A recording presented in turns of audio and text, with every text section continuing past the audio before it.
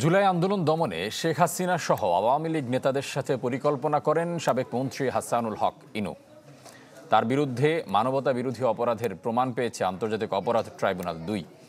৮টি অভিযোগ আমলে নিয়ে ইনুকে ট্রাইব্যুনালে হাজিরের নির্দেশ দেওয়া হয়। আমি বুঝি নির্মাণের শিল্প, সালাম স্টিল বোঝে durability. Salam steel, most durable steel. Helicopter দিয়ে সোজা বন্ধন করা হবে।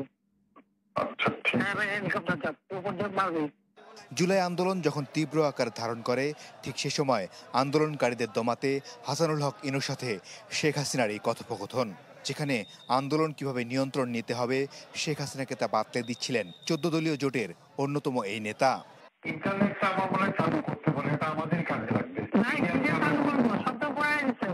ফোন রেকর্ড পরীক্ষা নিরীক্ষা করে হাসিনার সাথে কথোপকথনের প্রমাণ আসার পর জানা গেল ইনুও ছিলেন আন্দোলনকারীদের গুলি করার অন্যতম নির্দেশদাতা। বৃহস্পতিবার এসব অভিযোগ একসাথে এনে ইনুর বিরুদ্ধে মানবতা বিরোধী অপরাধের 8টি অভিযোগ ট্রাইব্যুনালে দাখিল করে প্রসিকিউশন।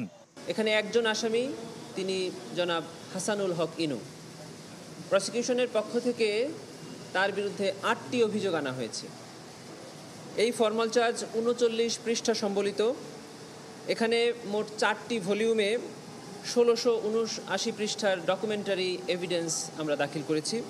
পরে ইনুর বিরুদ্ধে আনুষ্ঠানিক অভিযোগ আমলে নেন ট্রাইব্যুনাল। নির্দেশ দেয়া হয় ইনুকে ট্রাইব্যুনাল 2-এ হাজির করতে।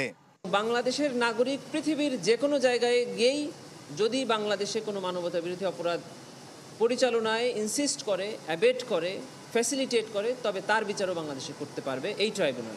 সে কারণেই জনাব হাসানুল হক ইনু মুম্বাইয়ে দি মিরর নামে একটা সংবাদে তিনি যে সাক্ষাৎকার দিয়েছেন, সেটিও এই ট্রাইব্যুনালের বিচার্য মর্মে প্রসিকিউশন ফর্মাল চার্জে উল্লেখ করেছে।